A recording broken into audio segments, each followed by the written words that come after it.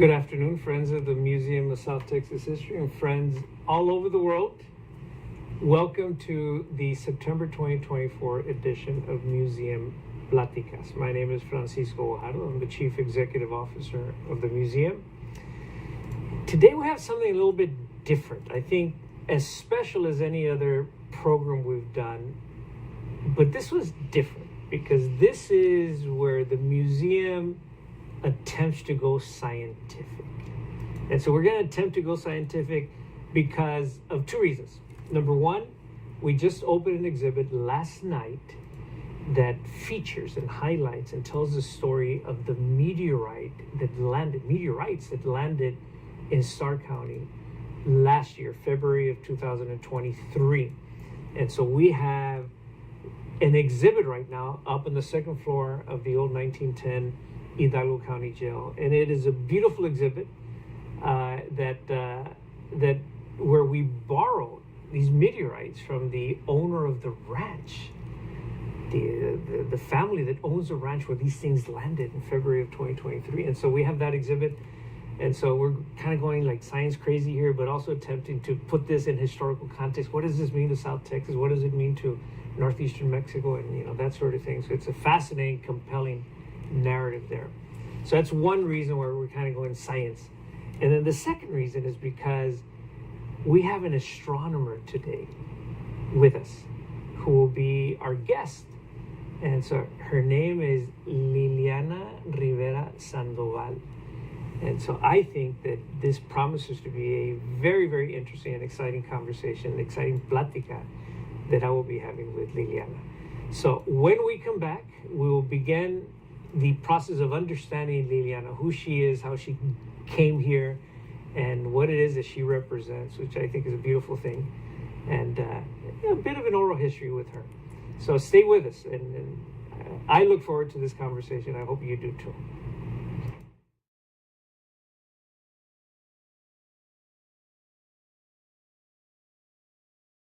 You're invited to get down on the farm at the Museum of South Texas History Saturday, October 5th. Fandango, homegrown in the RGV, will celebrate the Valley's agricultural heritage. Reap a good time for a good cause and enjoy bushel basket drawings, you pick 'em card drawing, the silent auction grove, the live auction harvest, and farm-to-table dinner by Delgado Collective. Keep most history's preservation and education programs growing by making your reservation today at 956-383-6911.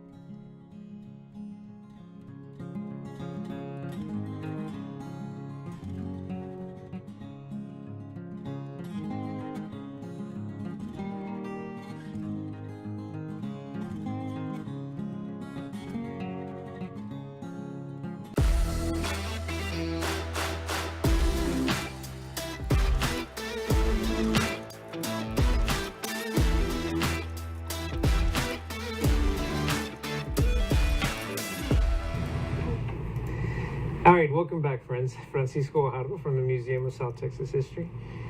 And so we have with us today a very special guest. She is a scientist, and when I talked with her maybe last week or something, we were on a Zoom call. She said, "I study the stars." She said, Yeah, I do That's study what you the said, stars. right? Yeah. I do study stars. So Liliana, you have to explain to me what it means to you to study the stars. Yeah. Well, when I talk about the stars, right, these stars actually is a history that comes like long time ago, no, since I was a kid, and it's like studying those bright dots that you were seeing there in the sky. You know, that at the moment when you are a kid, you don't understand exactly, different stars, all the physical things that are there, but you do see differences, no? You see like different colors. Some of them are brighter, some of them are fainter, and you want to understand why they are like that, no? And so it's like, wow. One thing that I always tell people, no, it's like, from our perspective, no, it's like you see many of these dots out there, like close to each other. No, and so I was always hearing, in the television saying like, oh, you cannot travel from one star to the other. No, and I was like, why not? Like they look so close. When I was a kid, I was not understanding those big distances, etc. So I was like looking at that. It's like, but I see many of them very close to each other. Why people say that they cannot travel from one star to another one? Of course, later when I studied, astronomy, physics, then it's like I understood. You cannot travel; they are too far away, right? And so it's like, but you don't need to travel, of course, to where they are, right? One thing that attracted me to astronomy was the fact that we can learn through light. You don't go to a lab like in chemistry or biology, that you do things with your hands in a lab, or in the field, but instead we learn from the universe through light. And for me, that was through light. Yeah. So for comparative purposes, and really just to offer context to the layperson, the non-scientific mind. So if you go from, say, New York to Los Angeles, you're looking at, I don't know, maybe a little over 3,000 miles. Mm-hmm. 3,000 miles. Yeah. When you look at a star, what are you looking at? How far is that? Like, pick any star and then pick another one and then another one and give me distances.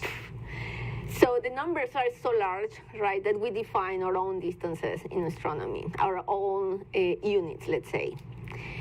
And then we start talking about, for example, the closest star we have, the sun, right? And so, which in astronomical terms, the sun is just right here, right? But in our everyday life terms, it's like such huge number, no? It's like, I cannot even say the number, with letters. I just think about the number like 10 to the 11 meters, something like that. A huge number, If we could write down all that number, would be a huge number in words, no? But and I'm talking just about the sun, which is just here, Mm-hmm. But if you think about other stars that are much farther, so then you need other units, and so then that's why we use, for example, light, right? We talk about in terms of light years. We talk about light seconds, or you can define units related to light. So light is the let's say measurement that we have that we can travel the fastest. You cannot exceed the speed of light, right? And we use light to say, okay, this star or this galaxy or this other body in the universe, is this amount of light years from us. So that means how many meters or kilometers or miles, that a light travel in 1 year, if you are talking about like light years, So when we talk about light years, we talk about distances, not time, But we do relate, let's say, to concepts because of the in astronomy everything is so large, masses are large, distances are so large, temperatures are as well like very large, so everything is so extreme there that we have to put things in different units than the one, let's say, that we are used to in our everyday life, no? So I'm guessing there's something about your childhood that would have been an inspiration of some sort. So I want to hear that story from you. If there's an origin story in the life of Liliana the scientist, right? What's the origin story there? But I also want to ask, in that sort of vein, are there parts of the world that inspire the study of the stars more than others? Like clarity of them. Is that a thing? I would say so. Yeah. So if you go to a dark place, right, and you look up, you will see many more details than in a big city where there is a lot of light pollution, no? And at the moment you are in a dark place and you see that there is a lot of things there in the sky, is like, wow. That moment is really like a humbling moment, no? Because then you realize about how small we are compared to the universe, and all the variety of bodies out there. And then you feel in a sense special because we are here studying, trying to understand the rest of the universe, right? And at the same time, you get to value what you have, no? It's like all these tiny things compared to that, huge universe, and so you get to value that a little bit more, no? So definitely, I always tell people, like, if you have the opportunity to go to other place, it doesn't need to be in a fancy country or anything, like it has to be just in a place that is dark enough, and you go and look up, really, like because then is where you start seeing, all the beauty that the sky offers to you, and yeah, that's something. So, did you grow up in a place that was dark? Not really, actually. That's a good thing. But what I was like really motivated by was, for example, documentaries. I was a fan of documentaries on the TV, and they were showing these very nice pictures, like they were like obtaining with telescopes, and I was like, wow. I want to see that. I want to study that, and so that was really like the motivation. And of course, I was trying to observe things from the roof of my house, but it was like, no, that you don't see as many details, like when you are in a dark place and you really see. But later in my life, I had the opportunity to see, for example, the Milky Way. Right? You can see it with your own eye. You don't even need a telescope for doing that. You all need that dark place. And so that's something that, for me, that was a very important experience, because it's like I was already a student in the master's. I was already a astronomer, let's say, when I was, I got to know, like how the Milky Way looked like with your bare eyes. And where were you in that I moment? was in Mexico. I was in San Pedro Martir. So it's an observatory that they have in Baja California. It's one of the few actually places in the world that is like sky is so privileged, right? So there is Hawaii, there is Chile, Canary Islands, and there is San Pedro Martir. So they are specific spots in the world where you actually have like great conditions for observing. And there are many telescopes in those places, like professional telescopes. So they are in those sites because of the sky conditions. So is this why they have the McDonald's Observatory? No.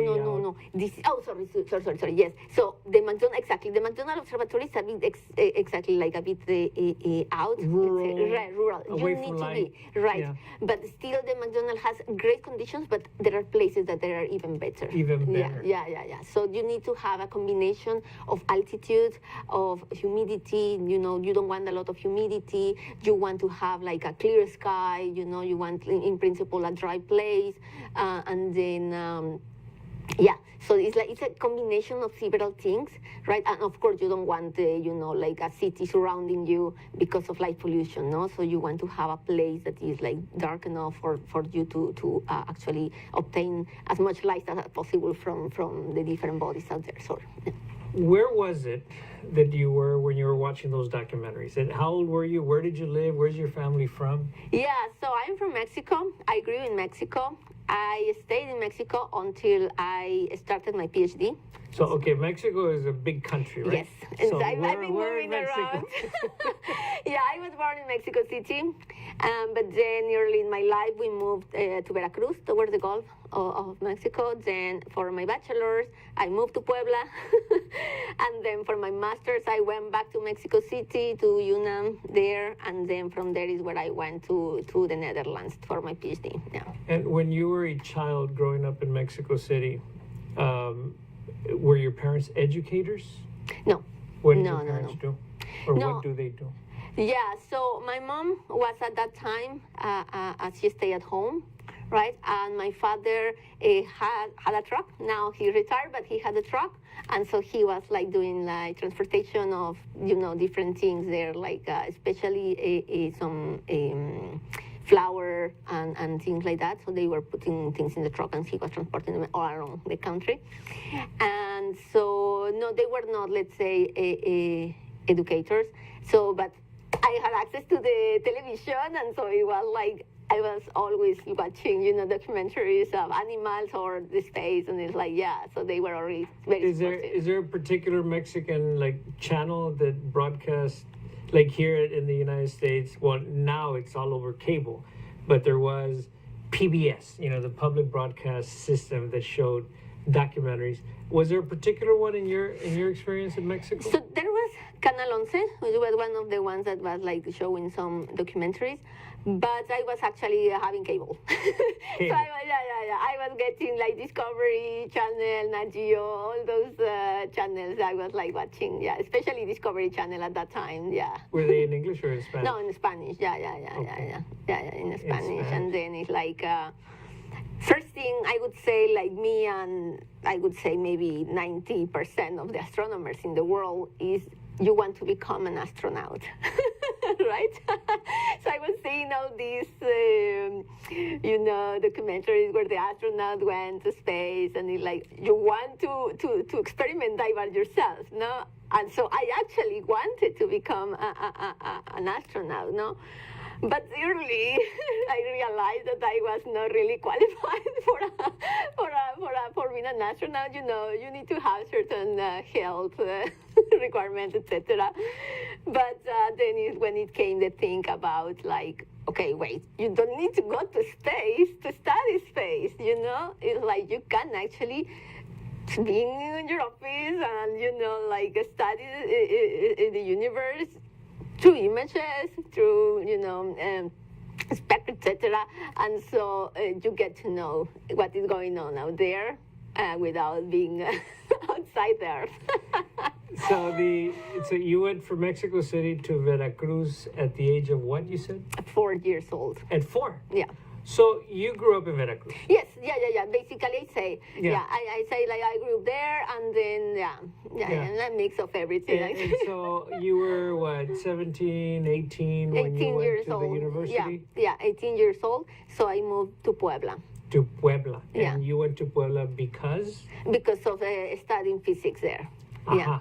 So La Universidad de Puebla, or what was the name of it? Benemérita Universidad Autónoma de Puebla. Mm-hmm. Okay, and so they had a good physics program. Yes, exactly. So that's why I moved there. And so you went to live in the dorms at the university, or in an apartment or something? In an apartment. And so you studied physics there. Yep. And because of your curiosity with all these things, right, of the stars and space and light and all of this. Yeah. And so at some point there, somebody told you, or maybe you had this realization that I think I need to do something past the undergraduate degree. Yeah. When was that? Actually, that came very early in my life. I was already a high school student when I knew that I needed to get a PhD. Really? Yes. Okay, so how was that? How order. did you realize it when you were like 16 I have or to something? say, I have been like very lucky in my life to meet people who are really, let's say, well, I had very good teachers since I was, for example, in middle school, right? They motivate you a lot, and I was like, at some point, that's an interesting thing, right? In my middle school, I had a chemistry teacher. She was so good that I was like hesitating, you know, when I had to come to choose, you know, like what career I had to take. I was like hesitating whether going for chemistry or physics, you know, because like I know physics I need it because astronomy is, you know, physics applied to the sky, but I was like, but I really like it, chemistry, you know, and I was like hesitating. Then I went to the high school, and I had very good a chemistry teacher as well, and so he was always like motivating us, you know, like go and, you know, try to get a graduate degree, etc. No, he was always like really supporting the students and providing a lot of resources in terms, you know, like extra classes if needed, no, like let's say after the class if you wanted to talk to him about some specific problems or whatever, he was always there talking, you know, about science or you know, things like were really exciting at the time and supportive. Yeah, he was really supportive in general. And so when it came in Mexico, you have to choose at the moment you enter to the university. You have to choose what path you want since day one. You know, it's different to the U.S. system. So since day one, you have to make actually an election, no? Whether it's physics, chemistry, biology, whatever subject you want to study. So that is where I actually was hesitating, because it was like I had like in middle school and high school very good teachers in chemistry, and I was like, okay, maybe I want to do this as well, you know. But I actually, because my love for astronomy, you know, was still there, so I went to Mexico City to the Institute of Astronomy, and I went directly to ask there, what do I need to become an astronomer? What is more convenient for me? Study physics, study chemistry. And so they told me, okay, the easiest path is physics, you know, because it's literally, you know, physics applied to the sky. But I mean, there are people who have studied many other, you know, different areas and eventually moved to astronomy as well. But then I thought, okay, let's do it. You know, if this is what I need to become an astronomer, I will study physics. And even though I like it at that moment, I like it more chemistry than physics, I went for physics because I knew that I needed that for my graduate studies.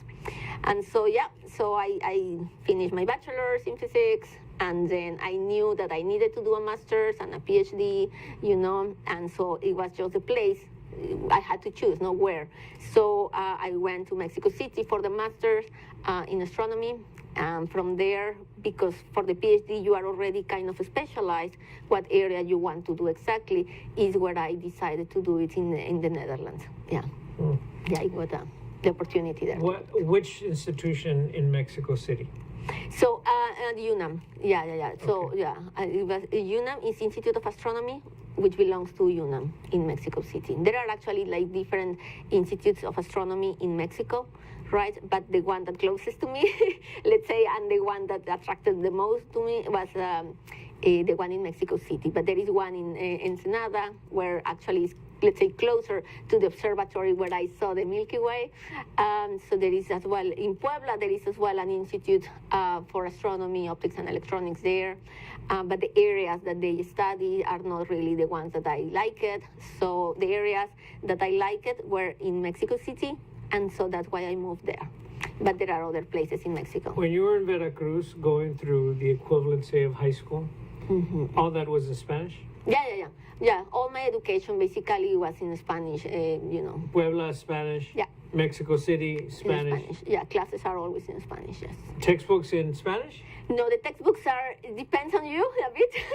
Like, you can take the translations in English Really? or you know, the translation from English, sorry, to Spanish, or directly the book in English. Because of mathematical, you know, development, everything you check, sometimes on explanations, you actually check them in the English version, because sometimes the meaning gets a bit lost in the translation. So it's like, okay, when you are like hesitating whether you are understanding something, like, okay, let's go to the English book. And so actually most of the books in the Faculty of Physics in Puebla are in English, most of them. It's actually the Spanish books that, let's say, physics, mathematics, or any area there, is like minority, the Spanish books, yeah. When was it that you became immersed into English? Yes, so that was when I moved to the Netherlands. Yes. When you moved to the Netherlands, you must have been 24, maybe. Yeah, 26. Yeah. 26, okay. 26, yeah, so yeah. at the age of 26, you had not been immersed in the English language?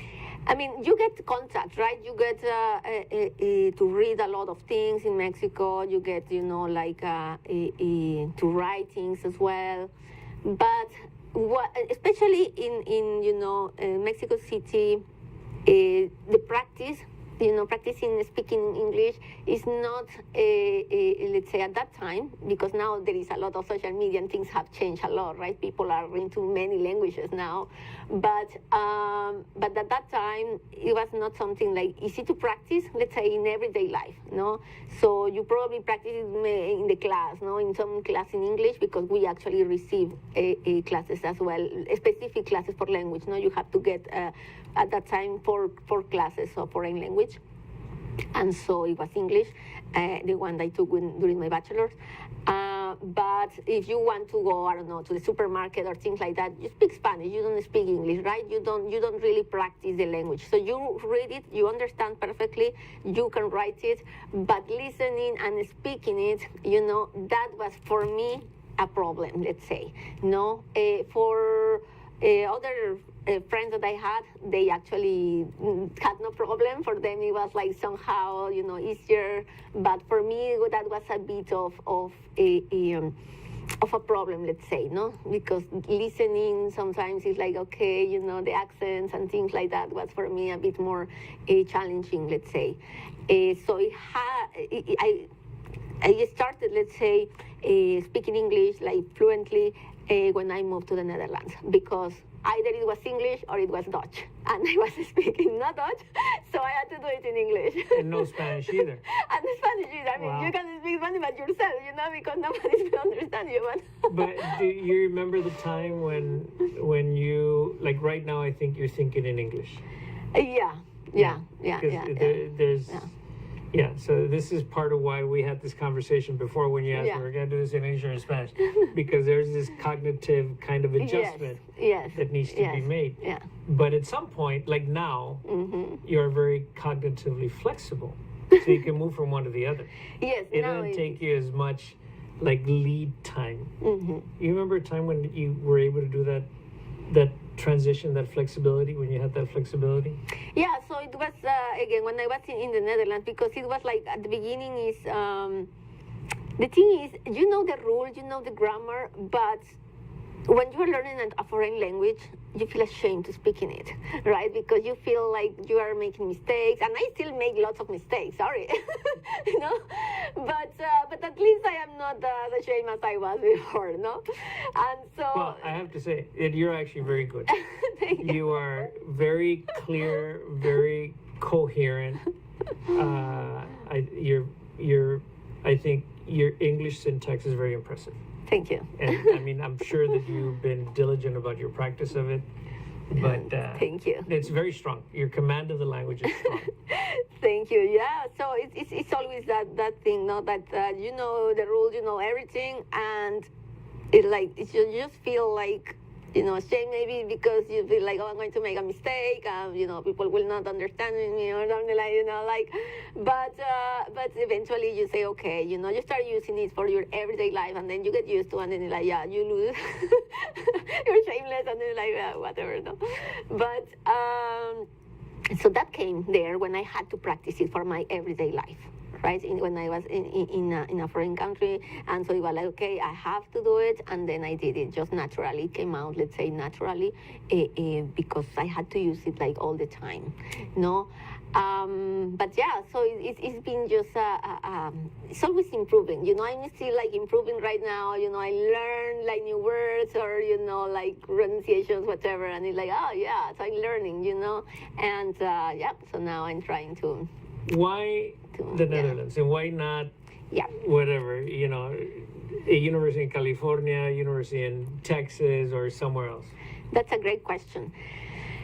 And so the thing is, when I was in my master's, right, I had this supervisor who was really good in what he was doing, and he was studying the end of the remnants, let's say, of stars, right? So we call them compact objects.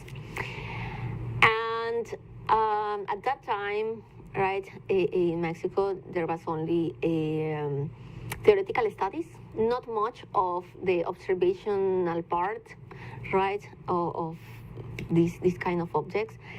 So for, let's say, a PhD, I had already a master's, right? So I wanted to already start doing research. And so I applied to different places, right? Actually, I'm happy to say I got several offers, right? I was like, wow, no, because again, at the moment it's something that as a student, you are nervous, because you feel you are going to be rejected from everywhere, whatever. But it was like, I submitted my applications, and then I started getting called for interviews. So in Europe, usually they call you for an interview, and then they bring you there, and they make you present about your work in the masters, and then you talk to the potential supervisors. And so if there is a match between both, right, because it has to be a match between both. At the end of the day, you are going to work with a person several years of your life, right? So it was like a match, let's say. I went there because I applied, let's say, in that particular place because they were doing, it's basically an institute in which most of the people are actually studying compact objects, right, from different points of view, theoretical, observational, like involved in many of their big collaborations, etc. So for me, it was like the place to be, right? It was like it's the place where they are, let's say, doing what I want to do. And so I need to go there, And I was very lucky that they offered me a fellowship, and so I went there. Wow. When you went to the presentation, yeah, they you I mean, that was a presentation that you gave in English, presumably. Yep. That you had to like really perfect. Yes. That must have been a very stressful process for you. It is, because it's not only the science that you are presenting, right? Because you have to convince people that your project is good enough so they can offer you a fellowship, but also the language, exactly, right? It's like you have to make sure that you are explaining things clearly, and that people are understanding, and you understand as well the questions of people after the talk, and that there is a conversation there. And I think I managed to convince them. What did you present on? At that time, I was doing in my master's some modeling of some accretion on a compact object, and so then I went to the Netherlands to present what it was my master's thesis, basically, and then it was modeling, but I wanted already go into the observational part, because in my bachelor's, I did observations, and I really like it a lot, right? It's like, okay, I like to manage, data, I like to analyze images, I really like this. But when I was in my bachelor's, I didn't know what modeling or theoretical things were. So I say, okay, since I don't know, maybe I should try it for my master's. Maybe my heart is there, and then I realized that no. Once I did it, it's like I really, actually, really, really like admire the people who dedicate their lives to do modeling, because it's a lot of effort there, a lot of things that questions, a lot of things that you get into the modeling there. But I have, not such an abstract brain, so I really need to see the thing, like there is an image there is a star there, that's what I like. And so then I knew that for my PhD, I wanted to analyze data again. So I moved out from a theory, let's say, to observations again. And that was, again, another thing that it was challenging, because you had to convince an observer, that you could work together, even though your background was a bit different, and it worked actually really well. Yeah. When did you defend your dissertation? My PhD? Yes. In 2017. Yeah. And during that time, when you were there in the Netherlands, how many times did you go back to, I guess your parents lived in Veracruz still, your family? Yeah. How many times did you go back to Veracruz in that time? I went like every year. Okay. Yeah. I went every year, and then as well, my mother went to visit me, and so then, good. yeah. Good, They actually could as well go for my dissertation, and it was like a nice So experience. you seem to have, this quality about you, que eres muy aventada. Yes? Would you say that? Yeah, in a sense, yes. Yeah. Where do you get that from? I don't really know, but I think maybe my parents, maybe my father was this kind of person, that he was always like, do it, because, if you don't do it, certainly you will not accomplish things. So you do it, and if you fail, okay, you fail, but otherwise you can win a lot, Yeah. And then, I did that. And it was an interesting transition, because for example, I was like very attached to my mom in particular, all the time until my high school. I was very attached to my mom. So moving from home, to my bachelor's, was a difficult process. It was like, okay, I'm leaving my home, but I always had clear in my mind that I was doing it because I wanted to become an astronomer, and it was the way to do it, And she was very supportive of it. Yeah, no, my family has been always supportive, and that's, I think, many people sometimes ask me, like, okay, how is that you are, let's say, doing the things you are doing, and it's everything due to the support of my family, right? Like in my career, many times I have met many girls that when I tell them, I'm a physicist or I'm an astronomer, right? They say, oh, that's cool, I wanted to be a physicist or be an astronomer, right? But my parents were telling me that I was not going to get a job, or, I was going to, not being successful in science or something like that. And I think that was for me the very important part. My family was also very supportive, like all the time since I was like very young. They were always supportive. And at the moment I had to choose, a career, they told me, like, okay, choose the one you want. At the end of the day, it's your life. You are going to do that, not us. It's you who is going to do that. And if you are happy with doing what you are doing, so we are going to be happy, for you. But if you want to go for something else, art or whatever other thing, go for it. It's your life. We are going to support you, and that's all. And I think that was a very important point in my life, that I didn't have to worry for, what my parents want, or what society says or something like that. No, not at all. My parents always saw potential for me in science, and so they were pushing me for science. Like, okay, if you want to go for science, go for it. You have talent, go for it. And so it was like, yeah, and. We say in Mexico, many people say, you just study science, te vas a morir de hambre, That, no. Honestly, I can say, no, you don't. You don't.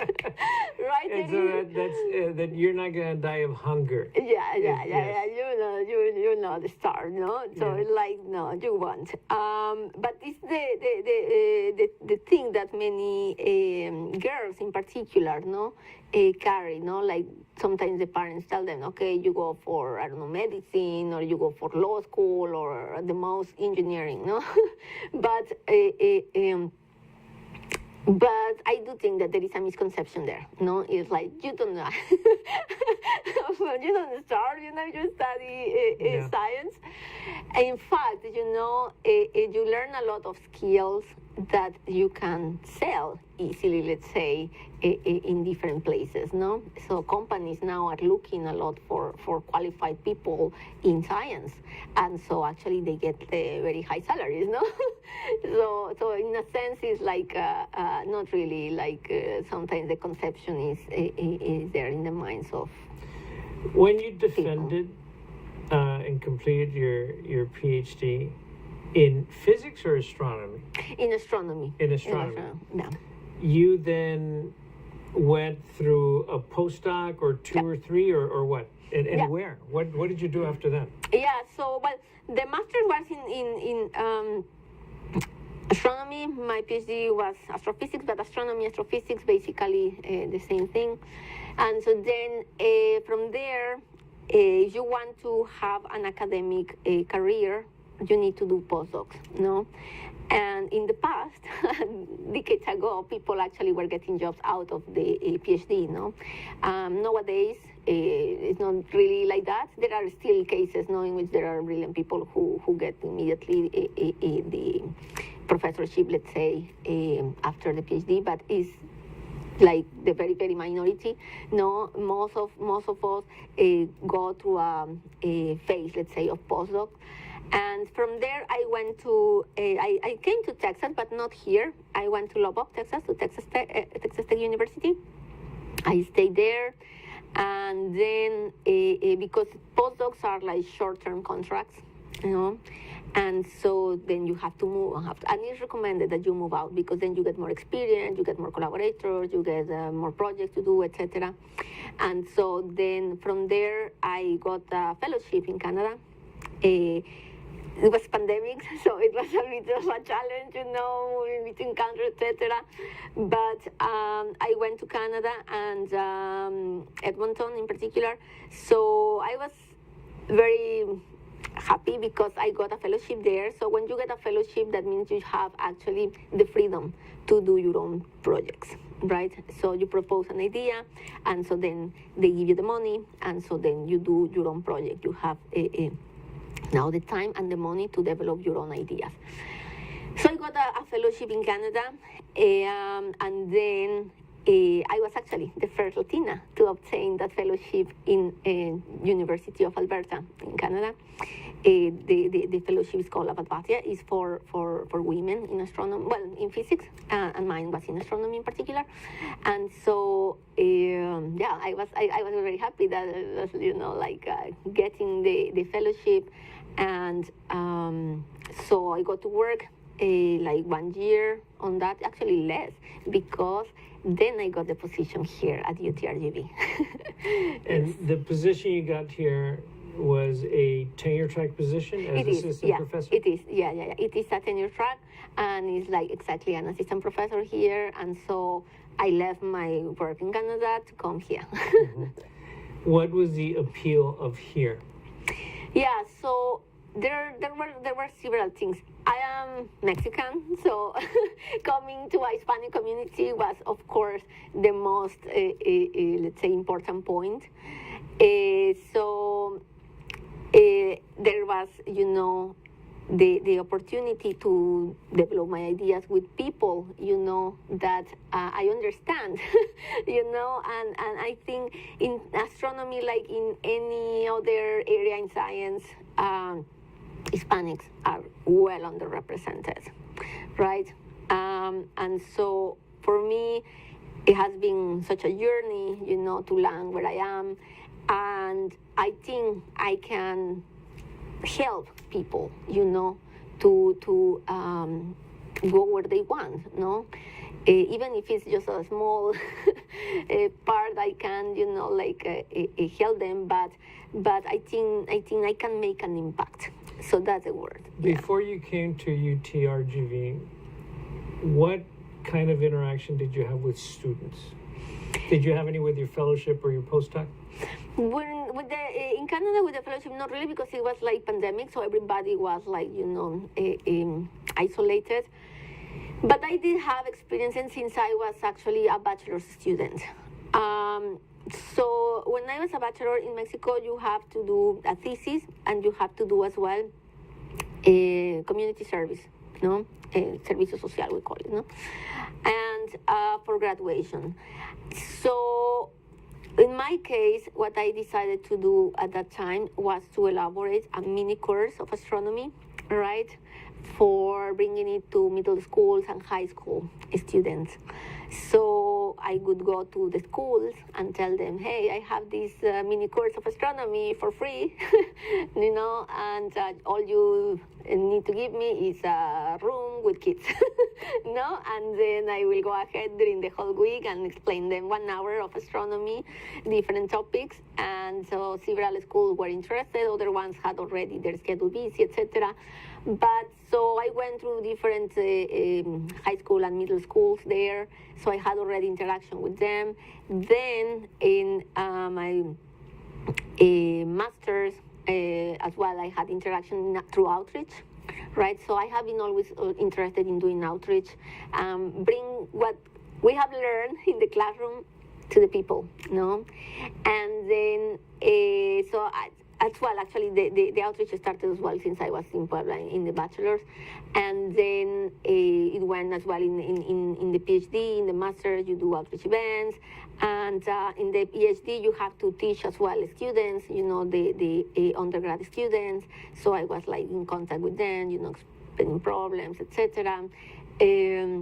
And then as a postdoc, when I was at Texas Tech, I also had interaction, like mentoring students. In particular, I actually was mentoring a PhD there who graduated and now is a postdoc, etc. No?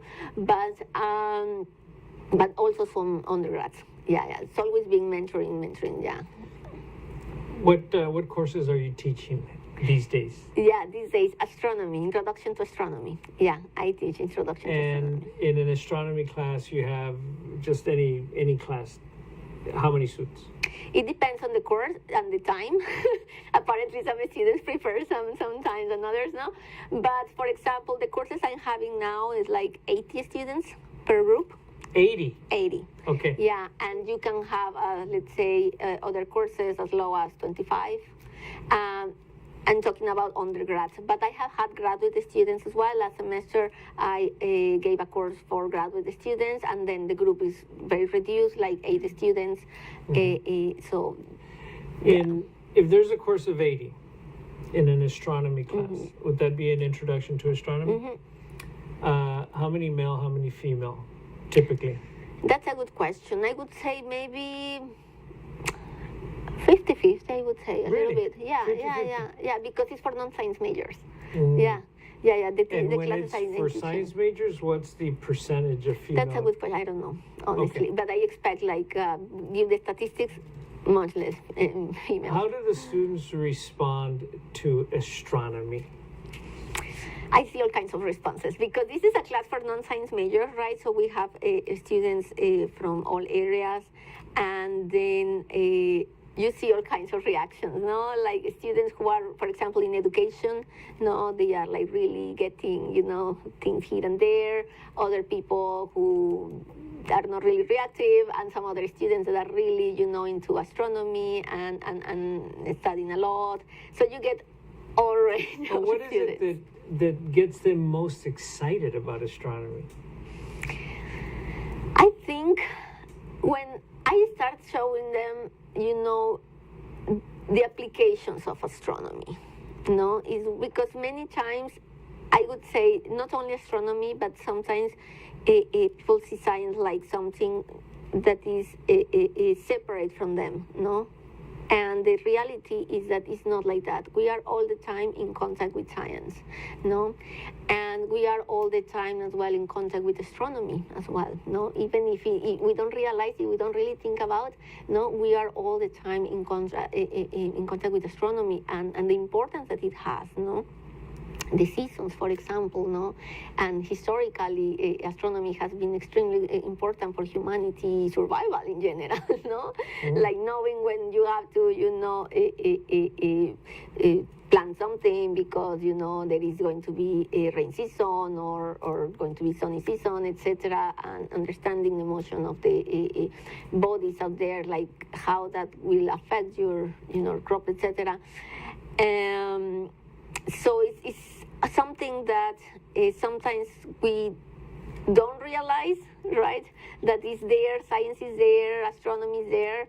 But so when I tell the students, the phone, for example, like uses these GPS that everybody uses now to locate themselves, and this has actually the basis in astronomy, to locate ourselves comes, from a very good clocks out there, no, in the space, no, and then it's something like, oh wow, so it has applications, Right. and so that's something that people like. I think I see in their expressions, like, oh, it's not just something that is in a book, something that is separate from me. It's something that I am in contact with, and I can take advantage of. So, Liliana, we're going to take a little break. Sure. Okay, because I think that we probably need to get you some water. You've talked a lot, and I haven't given you a break yet. Thank you. But when we come back, I want to talk about our exhibit. I have some questions, and I know you haven't been up there to see it, but I think that I can tell you some stories here and get your response to, meteorites that land on planet Earth and what they mean, what we can learn from them, and how we can tell stories about this. So that, and also a little bit about how historically we have seen the stars and astronomy. Okay, so when we come back, and we'll come back maybe in about a minute or two. So stay with us. More to this conversation with Liliana Rivera Sandoval.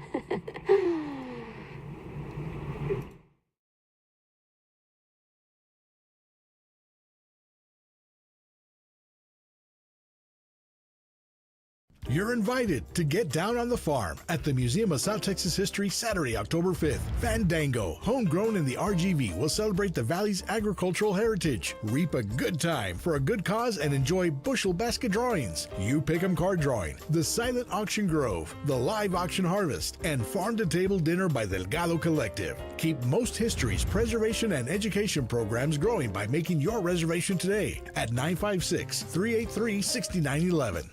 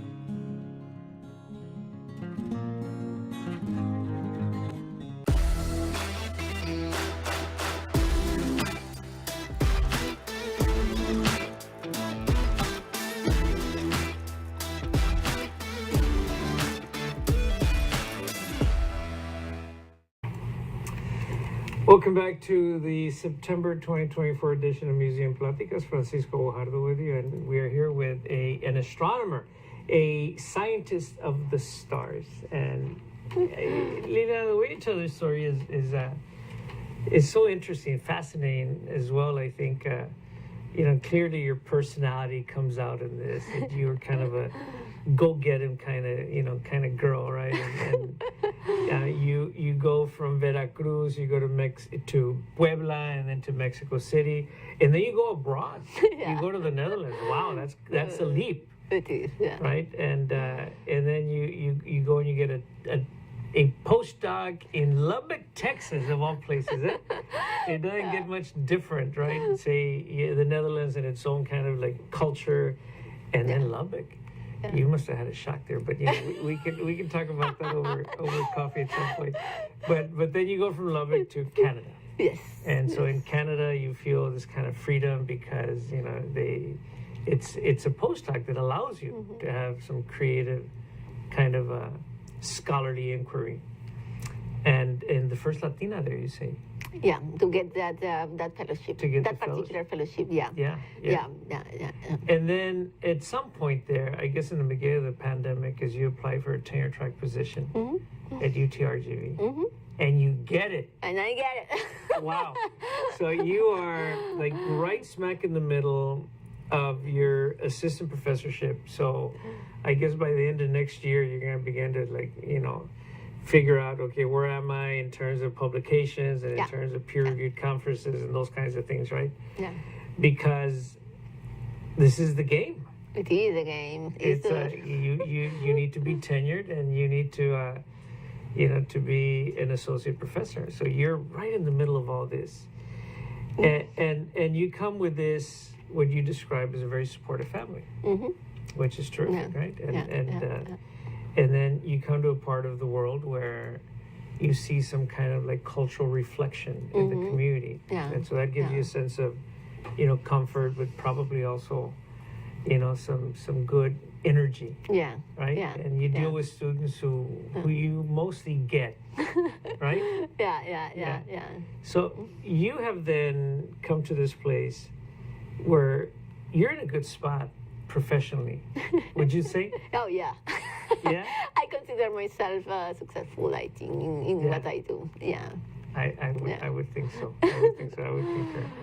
So as we move into this next phase of the Plática, I've been curious about say 200-300 years ago, how people on this earth, and I don't know what the literature on this says, but how, say, indigenous people would have made sense of the stars. How they would have been helped by their understanding of the stars and the universe.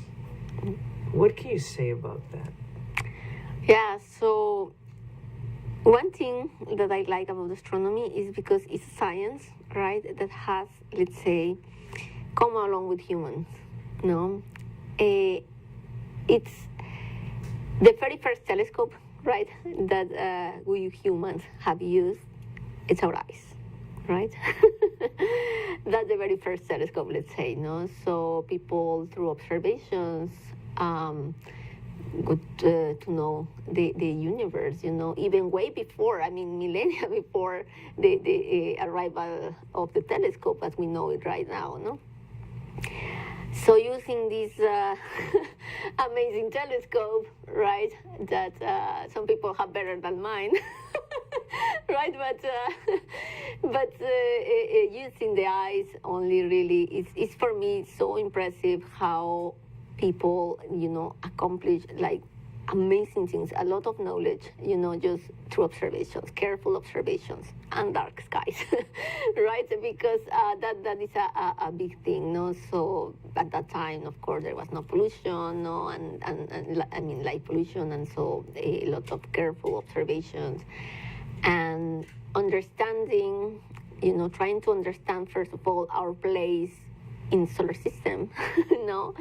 trying to understand whether it was Earth, moving around the sun around Earth, all these kind of things. And then, of course, like I was saying before, the importance of studying the emotions, like for the seasons, the importance that it has, for agriculture, because that meant survival of a group of people, right? If you cannot feed them, if you don't have water, that means you are really depending on those resources. So observations were really important. Astronomical observations were really important for different cultures around the world. Not only, let's say, from the scientific, let's say, or philosophical point of view, but also from the practical terms of survival. And so it's one thing that is for me very impressive is, for example, in Chichen Itza, right? If you go to Chichen Itza, Mayans there, so there is the pyramid there, which is just majestic piece of architecture, right? The pyramid in Chichen Itza. So they knew so well the motion of the stars, especially, for example, the equinoxes, solstices, so this motion around the sun, so that they play with the shadows. And of course, their mythology. They had their understanding of the world, so they thought about Quetzalcoatl, and they built the pyramid, in such a way that in the specific days of the year, the shadows projected will actually have, for example, the silhouette of a snake, which is very important for Mayan culture, because it's Quetzalcoatl, they're the god, there. And so in that specific passage that day, and the earth is moving around the sun, so that specific moment, so you see this snake moving, and for me it's just amazing how they knew so well the sky that they made, their pyramid in such a way that they could actually make this projection, let's say, And if you move a little bit, actually, from where the pyramid is, you see an observatory.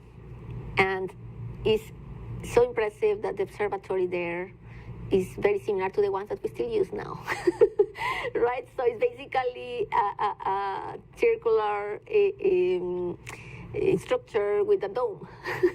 And it's still, like the same thing that people were using, millennia ago. But okay, so if this was built by the Mayan people, how many years ago? Like 1,000 years ago? Yeah, something like let's that. Let's say it was 1,000 years ago. So they build like a dome-like structure that looks like the McDonald's observatory, right? Which telescope? Was it this telescope that they were using, or what telescope were they using? Exactly. That was still their challenge. But why build a structure, a dome? Why build it? To shield the light? Yeah, you can shield. I guess at that time you shield the fire, But I mean, there was no light bulbs or anything, So they had to shield through the light of coming from fire, and but. Having this special place, to study, to dedicate, time to study the sky, and because you are looking all the time up, so you need actually kind of a dome shape, And so it's just impressive for me the fact that in terms of structure, right? Basically the same, like we do the same nowadays. You go to a McDonald's observatory or many other observatories around the world, huge telescopes, but we still use the dome thing because it is the most, let's say, a kind of effective, When you were studying astronomy, for your PhD, did you bring this kind of understanding of Chichen Itza and their observatory and the history of the Mayan people and their astronomical savvy to your study there? That's a good question. No, honestly, no. Yeah, no, I learned all this by reading, let's say, or visiting the ruins, but not really got a lot of the chance to let's say, study it further there or discussing it more in depth with people over there, no? So, yeah, no. Is there some kind of reconciliation between native wisdom of the stars and the hard science of astronomy? Do they see eye to eye? I think modern astronomy recognizes actually the importance, no, that all these historical observations had in let's say, our current knowledge. But of course, no, things have changed a lot. We have moved now to powerful instruments, etc. But I do think that definitely I would consider, at least from my perspective, that there is, we recognize the value of those things, no? I mean, like already the fact that, for example, sailors as well, no, like people were guiding themselves by studying the sky. And I think like everybody as well appreciates that, the fact that people were, understanding the sky so well for, trading or, a communication between different places in the ancient world, etc. So there is definitely we recognize the value that is there and the importance, because it's just impressive. I would think that, say, in Mexico, the Mexican scientific sensibility, just because of the power of the Mayan people in Mesoamerica, or even, the Aztec people or other, ancient civilizations, the Incas in South America, that they would have significant contributions to astronomy. Yeah. But I don't know how much of that has been, say, infused into modern science. So you're saying that there's a recognition. Yeah, I would say there is a recognition of the importance of that. Now, in terms of that we say, oh, this is a specific thing, we use it nowadays. Still, I would say probably no. We are kind of like, we recognize what happens, what they did, etc. But it's not that we have like fully absorbed the contributions, no. We know that they were like important for the people, etc. But honestly, I think that still is not that we have like absorbed these let's say knowledge, no. I think that's something that we are working on as a community in general. Now there is a lot more discussion about the contribution, of other cultures, and we are moving towards that direction in general. Yeah. Now, for example, some constellations, some different instruments, or get names that are more closer, let's say, to the people, not to the indigenous people, than having just a different name, historically. And so I think now is something that we are starting, like, actively, let's say, kind of absorbing, no? On the 13th of February of 2023, just a little over a year and a half ago, there was a meteorite that hit northern France, in the Normandy area. And, there was a whole strewn, right, of, meteorite, like, rocks that was found and collected. The very next day, another one shoots down and hits Italy on the 14th of February of 2023. And the next day, huge, comparatively, because the ones that hit Stark County here in South Texas were bigger. than the ones that hit Italy and the ones that hit France. Now, may or could some have landed into the English Channel? Perhaps. But what was found was like this much compared to what was found in Italy, which was this much compared to what was found in South Texas, which was this much. What was found in South Texas was what broke off from about a 1,000 pound meteorite. And this one here, according to the hunters, the meteorite hunters, is the first one in South Texas to have been witnessed. Well, not the first one to have fallen, obviously. But the first one to have been witnessed. And social media was all over it. And then, people saw, this fireball. People heard it. People's houses shook. In Mission and in other places. And then there was this ranch in Stark County where these meteorites landed. And almost immediately, from the radar readings, some NASA people picked up on it. And so there was this one NASA scientist who found out through the combination of radars where it landed. And he found out that it was a private ranch. And he found the place. And he called a friend of his who's a geologist and a lawyer. And the friend of his pinned down where it was and who owned it. So it was this trust, right? But the trust had a San Antonio address, and he figured out who it was. It was an old childhood friend of his, as it turned out. They grew up in San Antonio. They went to middle school together. They went to high school together. And so he called him, and so they said, what? And they figured out that it was on his ranch. And so there was a whole team of meteorite hunters that showed up within days to the ranch in Stark County. It's amazing. And so then they went through, a couple days of looking. Actually, on the first day, this one guy who's called the Space Cowboy, they call him. So he's all over the world. Like right now, he's somewhere. I don't know where he is now, but he's hunting for a meteorite. Tony, do you remember where they said that he was? He said he was in Africa. He had just gotten back. He had just gotten back from Africa, so he was hunting in Africa. Not hunting live game. He was hunting for a meteorite. So he's the one who found the first one. So this thing hit, I think, on a Tuesday, and by Saturday they were on the property. They had to get through legal and that sort of thing.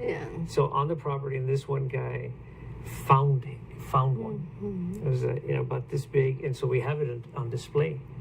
Just walking distance. Wow, from here, that's so cool. And so this happens, right? And it happens down here, and they found one, and then they found another one. And then this 24-year-old kid who lived on the ranch, who had just graduated from college and was back home waiting for graduate school. He was at 4:30 in the afternoon or something, maybe 5:30 in the afternoon this one day, February the 15th. He was waiting for his parents to get home. So he was having a drink, shorts, no shirt. No, and he heard something. He didn't see it. He heard something. And so what he heard was, he thought it was like a truck driving on a caliche road. So he was like, that's interesting. Because that's kind of what it sounds like, right? And then, he heard it, and almost immediately then his parents drive up. So his parents had gone to Mission to get some tamales. Okay. For some kind of event the next day, right? So his parents come, and he looks at him, but the sound continues. So he asked his father and his mother, hey, is somebody else coming? And they said, no. But this thing continued for a minute, and he thought, this is interesting, right? But he didn't. He's kind of understated guy, so he didn't think much of it. Well, that night he watches CNN or some kind of TV, and he sees that a meteorite landed in South Texas, but he doesn't put two and two together, not yet, until late that night. The house begins to get a bunch of phone calls. His father is the foreman of the ranch. I see. He begins to get a bunch of calls, and so people are calling from, media. Other people want to get into the ranch, and the owner of the ranch calls, and he says, "Hey, I got this call blah blah blah, NASA and the hunter and blah blah blah.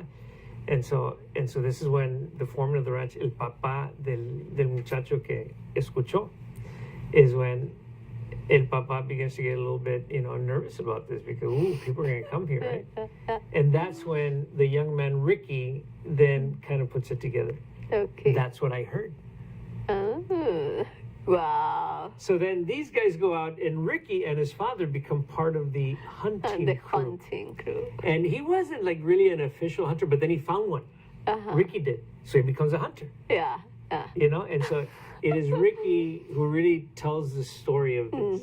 So we tapped him as a storyteller for this. But here's the thing, that like the last of the meteorites he found. So the lead guy who organized the team, he said that he used the worm method. So you've never heard of this, right? But it's the worm method. Le hace así para ver. see if he missed something, right? So le hace así.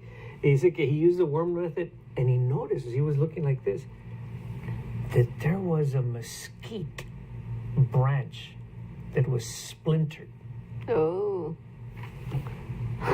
So he goes to the mesquite tree y se fija y ve que acaba de pasar. That mesquite tree had been hit by something. And it was very recent. It was like a fresh wound on the tree. So he said, And he looks down. And he's there.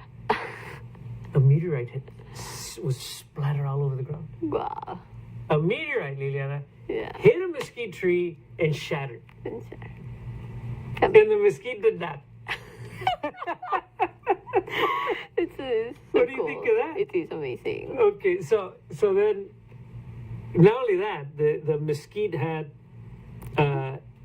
it like parts of it went into the rock, and there was like sap from the mesquite on the rock on the meteorite, and so we display that, No. and so we display the story, Yeah. and I'm gonna take you out there to see it, Cool. Thank so that you can kind of get a sense for it, but without having seen it, just having heard the story, help me make sense of it as a scientist.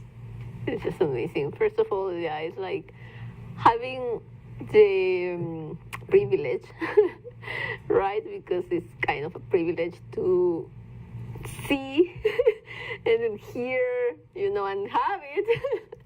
So that's just like, really, really amazing.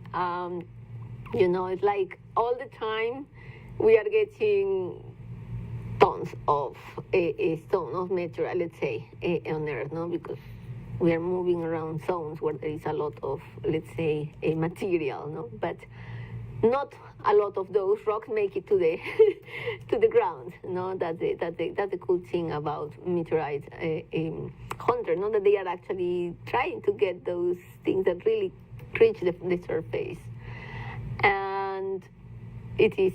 I mean, I wish I had the same luck that it lands on my yard, so that would be cool. But I do remember all the fuss about the, which is really. Did you talk about it in your class? Yeah. I did, and I showed them some recordings that people post on social media about the sound, like cameras that people had outside their houses, and how they recorded the sounds, and some animals, like getting, nervous, I don't know, because of the sound.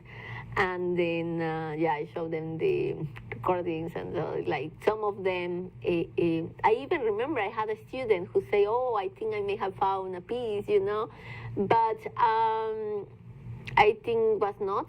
It was just like, it's difficult, for people who are not experts, to recognize sometimes a rock, normal rock, let's say from a meteorite. But I do remember that there were some students really excited because they were like, oh, maybe I get it, a piece of it, looking for. But I do think that it's just an amazing experience. There was a man who came to the opening last night who a few weeks ago brought a rock that he thought was a meteorite. Mm-hmm. And he talked about it with the scientist, and the first question was, is it porous? Mm-hmm. Because apparently, if it's porous, it's not. From, It's not. Yeah. Yeah. No. There are a few characteristics that these objects, let's say, have.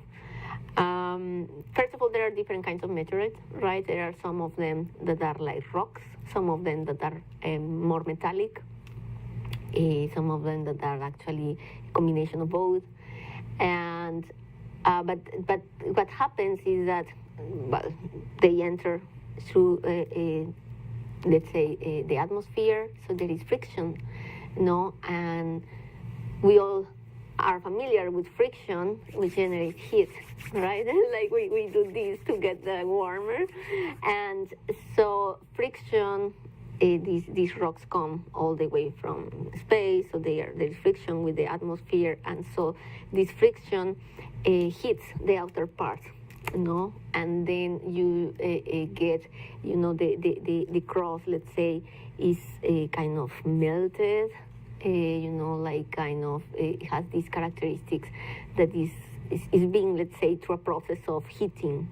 That's why when you get a rock and it's porous, it's like a volcanic rock, not really like a thing that came all the way from space, passed all the interaction with the atmosphere and landed.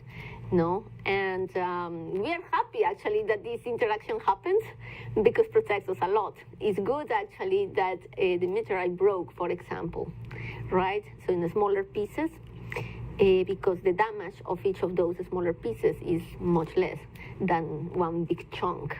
We know the power of meteorites, right? So you have the huge crater that is in Yucatan in Mexico, Chicxulub, right? And is there where the site within the meteorite that landed and killed the dinosaurs on Earth. So they can be really destructive. That was a massive meteorite. That's a massive. Well, that's a different thing. It's like the craters in let's say on the ground don't represent the size of a meteorite, right? The meteorite is smaller, but it's the impact that makes the crater bigger. So but yes, of course, was bigger, of course, than the one that landed here, and we are happy for that. Otherwise, we wouldn't be talking now. That would have been huge when it entered the atmosphere. It was huge, yes. Because it enters the atmosphere and it begins to disintegrate, Yeah. right? But what did not disintegrate would have been a huge thing. Exactly. Wow. Yeah, it was still a huge thing. If I am not mistaken, I think it was like 5 kilometers, something like that. And so, the crater we know is much bigger. So you can actually see that, which is interesting how they discover it. Because nowadays is of course covered with water.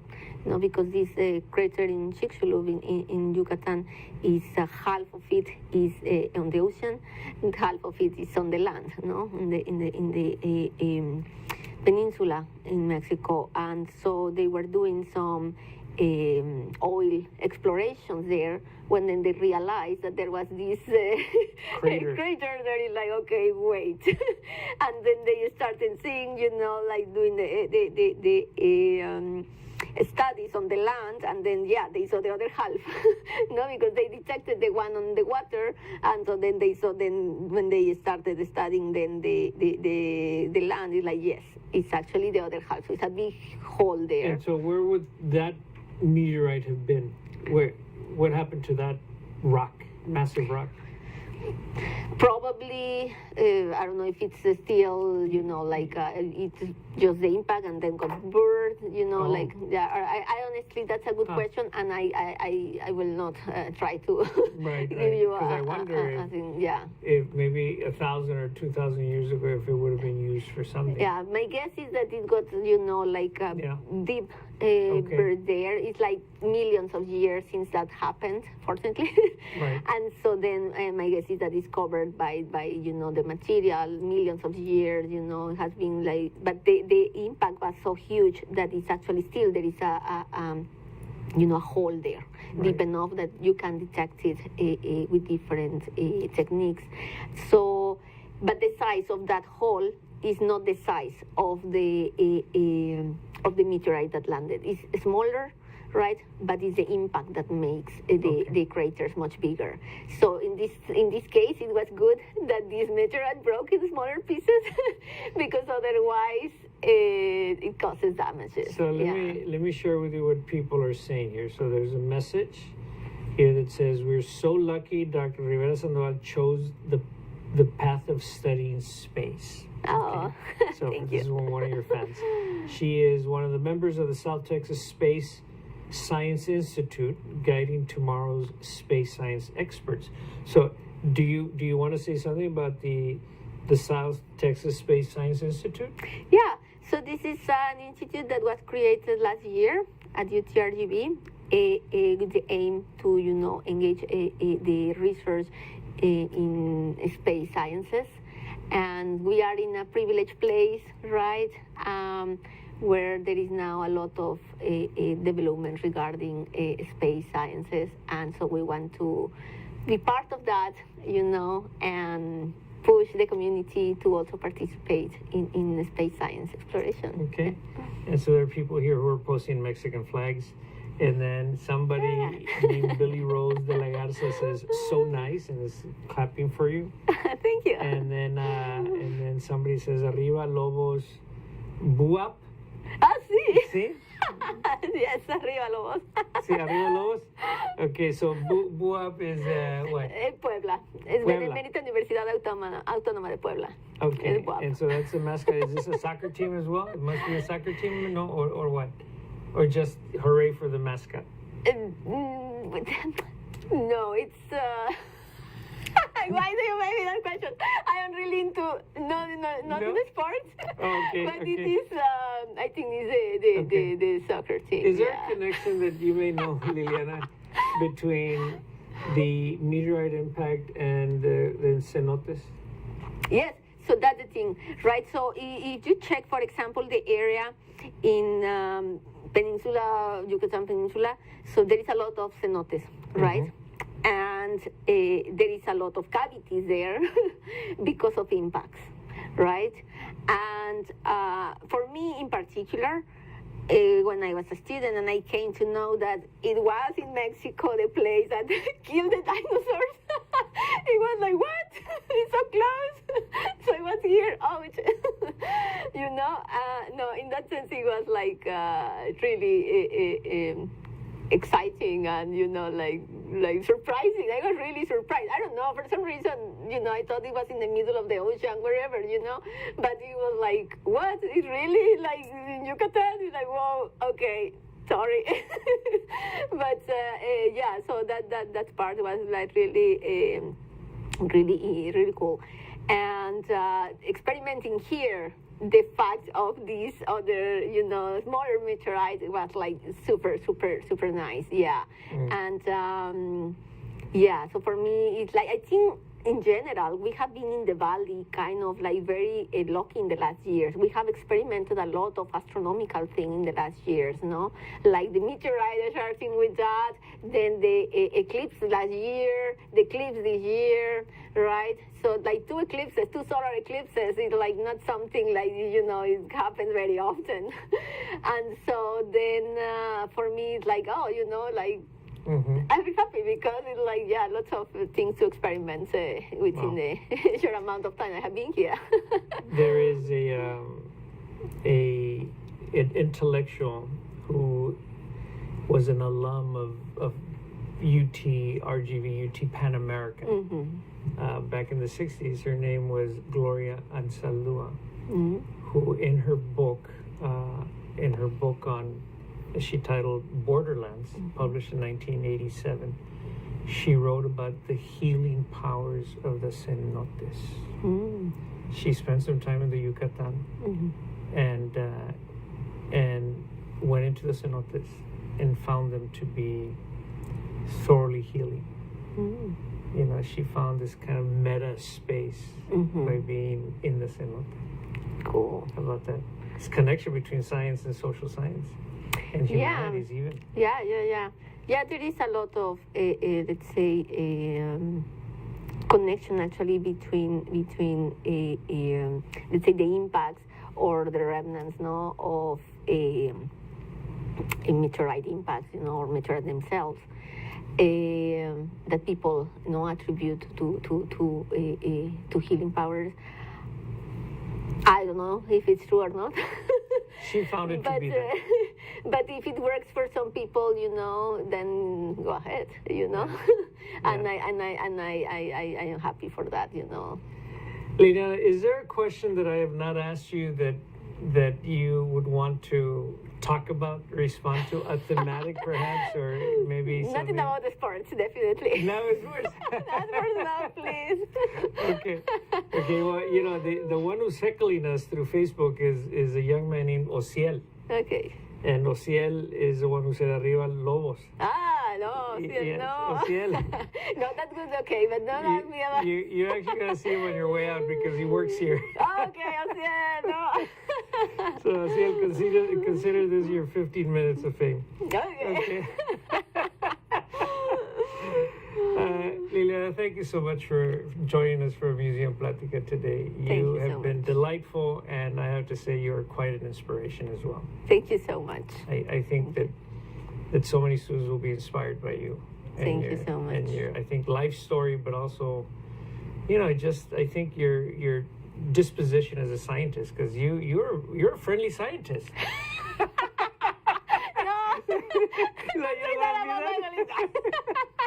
No, I think I have Yeah? heard that several times, right? Really? No, Who said that? At a conference? Many or people, what? many people in outreach events. It's like the thing is that many times, people see scientists again, like that species that is there. Yes. That exists, but you don't actually interact with, and so in a sense it's good and bad at the same time, because sometimes like when I meet people and I tell them I am a scientist, people kind of like are skeptical sometimes. You're like, okay, like with the research and we do this, okay, but it's like we are normal people, like doing normal things, and we just do a job there that is, one of the guys who gave a talk last night at the opening was a scientist. He's a hard scientist from NASA. He was funny. Yeah. He was, it's like, hey, way to go, funny scientist. He was funny. Yeah. He cracked jokes, and Yeah. he didn't mean to be joking, but he was funny. Yeah, so he was actually entertaining. Very good. No, yeah, absolutely. So, like, don't be afraid of scientists. We are like, we are friendly people, right? And so it's like we are like always. I would say most of us available to share. Like the different exchange things, right? Good. It's not only to give, but it's also to receive from the people. No, it's always an exchange of different things. Thank you for standing up for the humanity of scientists. Right? Okay, so with that, we're going to end. Thank you for joining us for this edition of Museum Pláticas. And look out for Liliana. And if you want to interact with Liliana, the museum has her on a program on the 28th of this month. This is on a Saturday. We will have a program. Tony, remind me of the title of the program. What's Out of This World Discovery. Out of This World Discovery. Out of This World Discovery is a program about shooting stars, meteorites, and space rocks. And so it'll be from 10 a.m. to 2 p.m.